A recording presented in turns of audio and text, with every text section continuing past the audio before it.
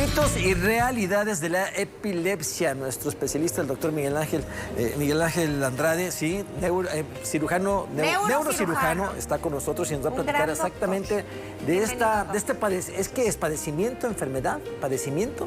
Claro que sí, gracias, Clau, gracias, Bienvenido, Sergio.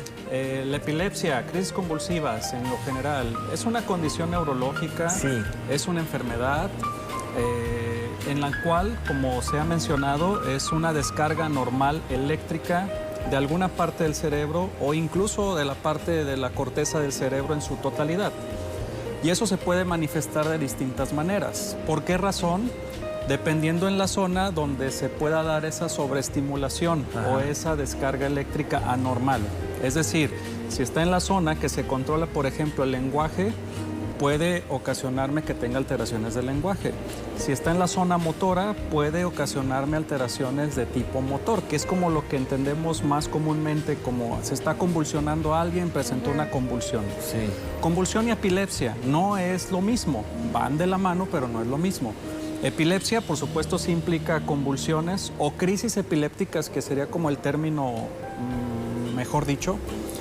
Convulsión es cuando implica trastornos del movimiento, pero puede haber crisis epilépticas que no necesariamente hay alteraciones del movimiento. Es decir, puede ser en las cuales alguien se desconecte del medio, con lo que se le conoce como crisis de ausencia tradicionalmente, y en el cual el hecho de que nos desconectemos del medio, simple y sencillamente eso no quiere decir que esté presentando movimientos. No es una convulsión, no presenta ese carácter motor, sin embargo es una crisis epiléptica. Y epilepsia como tal ya lo definimos cuando se presentan de forma repetitiva, normalmente más de 2. Una convulsión no siempre nos va a dar epilepsia, y mucho menos también, sobre todo si es una convulsión que se provocó por alguna causa específica. Por ejemplo, alguna droga, alguien consumió alguna droga y presentó... haber visto en las fiestas que se convulsionaban. Así es, presenta una convulsión, bueno, eso necesariamente no va a llegar a una epilepsia, pero sí son situaciones que se debe de poner atención, precisamente porque uno de los riesgos que pueden favorecer a perpetuar una epilepsia o crisis convulsivas repetitivas sí pueden ser o desencadenarse por algunas drogas. Dentro de estas drogas, la más común que puede desencadenar convulsiones, epilepsia en general, es el alcohol.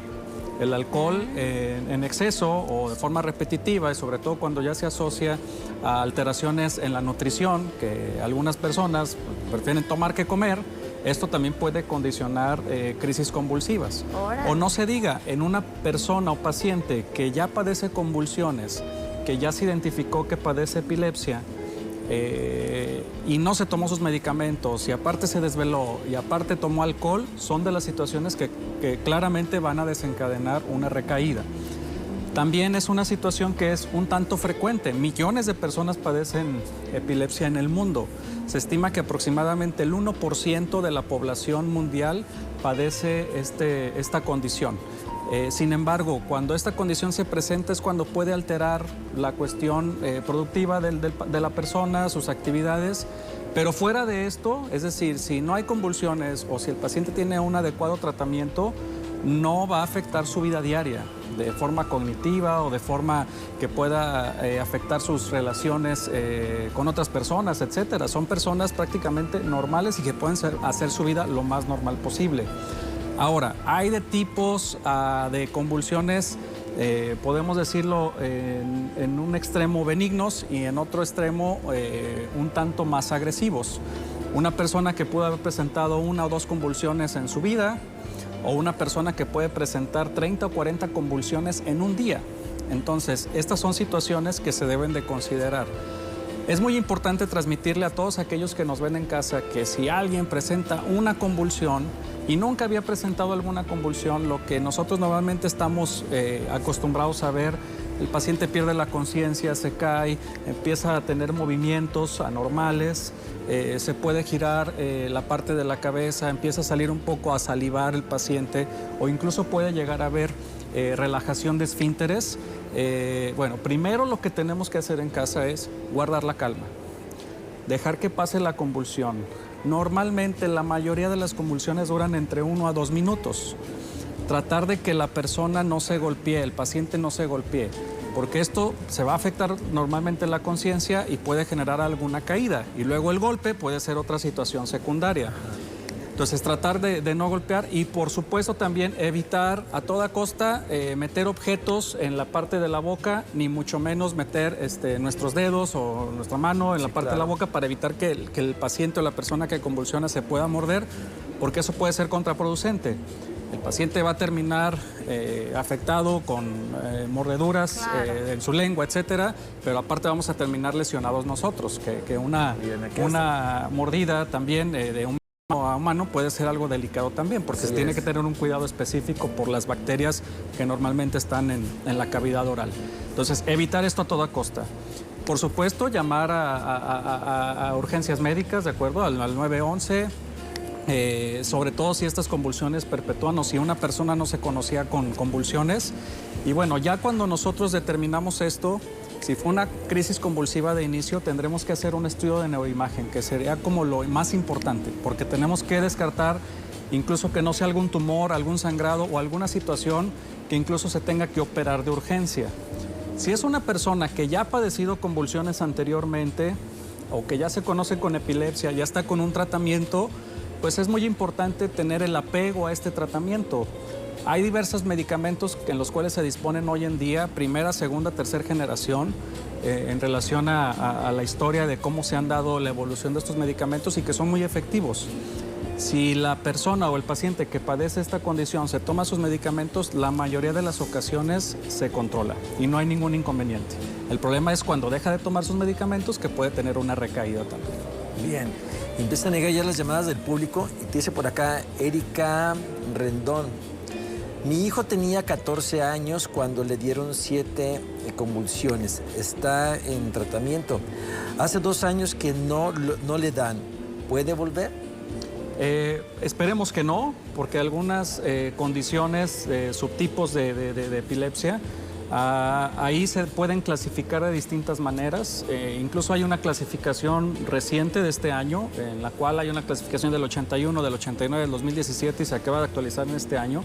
Dependiendo del subtipo, la clasificación de epilepsia que haya tenido, es muy probable, si ya no ha tenido en este periodo de tiempo convulsiones y ya no ha habido necesidad de medicamento, normalmente el medicamento lo podemos indicar por lapsos, en ocasiones 2 años. Si después de estos 2 años no hubo crisis convulsivas, se hace dosis de reducción de medicamento y si el paciente ya no presentó convulsiones, así podemos continuar con cierta vigilancia y ciertas citas de seguimiento. Y es muy probable que si lleva este tiempo, estos años, ya no presente crisis. Pero la recomendación también ahí sería no exponernos a situaciones que pueden desencadenar convulsiones. Las más asociadas son, por supuesto, desvelos o condiciones que nos generen desvelos. Tomar café, sí, pues está bien, si es un café en la mañana no pasa nada, pero si me lo tomo en la noche, eso va a implicar que no voy a conciliar el sueño y voy a desvelarme, pues eso es lo que no se recomendaría. La parte de alcohol también sería otra situación que no sería recomendable en una persona que ya fue diagnosticada con epilepsia. Y obviamente también pues, mantener su vida lo más sana posible en relación a su alimentación, actividad física, que son otras recomendaciones también. Y el estrés, también tratar de evitar por más que se pueda el estrés. Bien. Por aquí dice, buen día, a mí me dio un evento cerebral, estoy mareada todos los días. ¿Es posible que esto derive epilepsia? Probablemente ahí el mareo o vértigo, que pudiera ser uno u otro, si tuvo una enfermedad vascular cerebral, que es lo más probable, algún infarto o alguna hemorragia cerebral, estos per se pueden ocasionar algunas crisis convulsivas. Se tendría que revisar si es por la lesión que ocasionó per se la enfermedad vascular cerebral o si se trata incluso de algún subtipo de crisis convulsivas que pueden ser crisis convulsivas de tipo vertiginoso. En ocasiones las convulsiones, como mencionaba, pueden tener distintas situaciones o movimientos. Pueden dar movimientos oculares, pueden dar movimientos de la cabeza que se llaman crisis versivas o contraversivas. Pueden presentarse con movimientos rítmicos, que son movimientos clónicos, con movimientos arrítmicos, que es el término médico es mioclónicos. Pueden presentarse con caídas, incluso que se pierda la conciencia y se puedan caer. El término médico son crisis atónicas, por mencionar un ejemplo, entre otras. Crisis sensitivas, crisis incluso cognitivas, en las cuales se nos va un rato la memoria o incluso como esta persona que puede presentar algún tipo de mareo. Dice por Ok. acá, hola, buenos días. Mi sobrina tiene crisis de ausencia y en ocasiones sí, sí le han dado convulsiones. ¿Qué puedo hacer en estos casos para evitarlo? Bien, ahí sí sería recomendable tener una vigilancia y citas médicas con frecuencia para poder determinar, hacer un calendario en estos pacientes de qué tantas crisis se presentan y por cuánto tiempo. Bien. Si son varias en el día, varias a la semana, varias al mes, para poder determinar si hay un adecuado control. Hay medicamentos muy específicos y muy efectivos hoy en día para crisis de ausencia. Y este tipo de convulsiones son totalmente manejables. Las crisis de ausencia no generan tanto problema, no son tan aparatosas, por así decirlo, porque no hay movimientos y demás. Sin embargo, por ejemplo, en los pacientes, en los niñas o niños que están en la escuela primaria, secundaria, sí se puede asociar también a un deterioro en su rendimiento escolar, porque les pueden estar dando las convulsiones, se desconectan de la clase, luego se conectan otra vez y ya no supieron en qué se quedó la clase. Y ellos pueden continuar de forma normal, pero si esto se presenta de forma repetitiva, sí hay que poner especial atención para dar un tratamiento adecuado. Bien. Aquí dice, a mi hermano le dieron convulsiones, es alcohólico. Es importante que le hagan una resonancia porque le sacaron una TAC, pero dijeron que no había infarto. Bien. La tomografía podríamos decir que es el primer estudio en los servicios de urgencias más accesible, más rápido que se puede realizar para descartar algún problema inmediato, desde un sangrado, desde alguna tumoración o incluso alguna situación de un infarto cerebral. Sin embargo, también después de que se descarta esto, si siguen los síntomas, lo ideal sería realizar un estudio más específico, es una resonancia magnética que nos da una calidad de mayor imagen de las estructuras craneocerebrales, que específicamente para epilepsia lo pedimos con cortes milimétricos, que se llama una resonancia volumétrica, precisamente para revisar ciertas zonas en específico, lóbulos temporales, la parte temporal mesial, hipocampos, que son estructuras muy importantes que tenemos que revisar para ver que eso no sea la causa que esté ocasionando las Ahora, convulsiones. pero es alcohólico, si le sigue, pues, ¿qué va a pasar? Esa es la situación. Ahí la recomendación, pues directa y obvia, sería retirar el alcohol, por supuesto. Bueno. Definitivamente. Dice por acá, ¿un golpe en la cabeza en algún momento de tu vida puede en un futuro hacerse epiléptico? Sí, y es un tipo de crisis convulsivas o epilepsia postraumática, que quiere decir después de un golpe en la cabeza considerable, que eso pudo generar alguna lesión, alguna cicatriz, particularmente en la corteza cerebral, y eso estar desencadenando esas descargas eléctricas anormales y que nos está realizando o motivando que se presenten convulsiones. Por eso es importante tener la atención médica adecuada desde un golpe en la cabeza considerable, si hubo alteración del estado de conciencia, porque a veces puede ser el golpe e incluso inmediatamente después manifestarse con convulsiones, que eso también es frecuente verlo, sobre todo en traumatismos craneoencefálicos severos. Bien, te iba a preguntar de eso. Un bebé que se da un golpe en la cabeza y demás, ¿qué estudios se le tiene? Porque ya sabes, ¿verdad? Que no se duerma, que no se duerma, no le des agua, no sé qué cosa, y bueno. Pero ¿qué es lo que realmente tiene que hacérsele? ¿Qué checo se tiene que hacer para evitar o descartar todas esas lesiones? Es algo muy importante Sí, porque claro. Dependiendo de la edad también es lo que nosotros consideramos. Estos golpes que se cayó de la cama o que empiezan a caminar, a gatear, que ya se golpeó en la cabecera, en la esquinita de buró, etcétera y demás, Sí. Es algo común. La mayoría afortunadamente no hay mayor problema, pero aquí es una situación, si es un golpe que lesione los tejidos blandos, el cuero cabelludo, que haya algún rasponcito, algún sangradito, no se diga, sí es mejor llevarlo a atención médica. O sobre todo si es una situación que el bebé o la bebé estén muy irritables de inicio, es mejor llevarlo a atención médica. Nosotros ya valoraremos criterios específicos, reflejos, respuesta de reflejos oculares, la movilidad, reflejos que deben de tener a cierta edad. Y si todo está normal, normalmente es vigilancia en casa y listo. Las situaciones que si es un golpe más considerable, donde sí puede haber alguna deformidad de la parte del cráneo, porque el cráneo en estas edades todavía es débil delicado. y puede generarse una fractura o un tipo de fractura que se llama en ping-pong también, que eso a veces nosotros lo podemos determinar solamente con una tomografía. Entonces ya veremos los criterios para determinar si es necesario realizar una tomografía. Ahora también, no estoy diciendo que a todos los bebés que se golpean por el golpe que sea menor hay que hacerles una tomografía, no. Esto tenemos criterios de selección también porque la tomografía pues tiene algún grado menor de radiación, pero obviamente si el beneficio supera el riesgo, porque fue un golpe considerable, cuando está indicada se debe de realizar. Claro. Bien. Dice, mi hijo a partir de los 4 años comenzó con pequeños desmayos. Lo hemos llevado al neurólogo y a hacerle estudios y al parecer no hay nada. Sus desmayos son de si acaso 1 minuto o menor, no pierde totalmente la conciencia, nunca ha tenido movimientos involuntarios. ¿Pero podría ser epilepsia? Podría tratarse probablemente de algunas crisis, como mencionaba, de esos desmayos o caídas, que simplemente se pierde la conciencia y se pierde el tono muscular. O podría tratarse de alguna otra condición de síncope.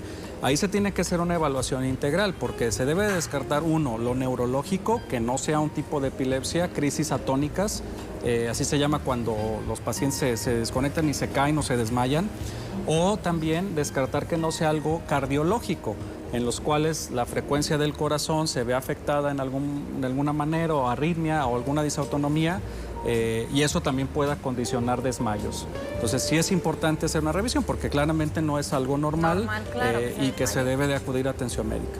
Miguel, ¿con qué quieres concluir el tema? Claro que sí, muy importante los cuidados que deben de tener en casa si alguna persona presenta alguna convulsión, o sobre todo si hay algún paciente familiar que ya lo conozcamos con epilepsia, primero guardar la calma. Insistir, estas convulsiones normalmente duran entre 1 a 2 minutos, tratar de que el paciente no se golpee, incluso al final de que pase la convulsión lo podemos girar, poner de ladito para que las mismas secreciones que se puedan acumular en la cavidad oral no vaya a realizar algo de broncoaspiración y, bueno, llamar a la parte de los servicios médicos de urgencias. Evitar a toda costa meter objetos en la boca, porque eso nos va a generar sobre todo más accidentes. Y si es una convulsión que se presenta de inicio, acudir a atención médica, porque lo primero que tenemos que hacer es ver que no sea algo realmente delicado, algún sangrado, alguna tumoración cerebral, como mencionaba, que se tenga que operar incluso de urgencia. Doc, y si queremos hacer cita contigo, neurocirujano, ¿dónde te encontramos? Claro que sí, con mucho gusto. Me pueden encontrar en las redes sociales como Dr. Miguel Ángel Andrade, neurocirujano, o también pueden llamar directamente al 33 24 69 7300, con mucho gusto. Las personas que nos hicieron el favor de comunicarse, si no alcanzamos a hacer su pregunta, pues hágasela llegar para que se la conteste directamente, doctor. Muchísimas gracias, Miguel Al contrario, gracias. Gracias. Gracias.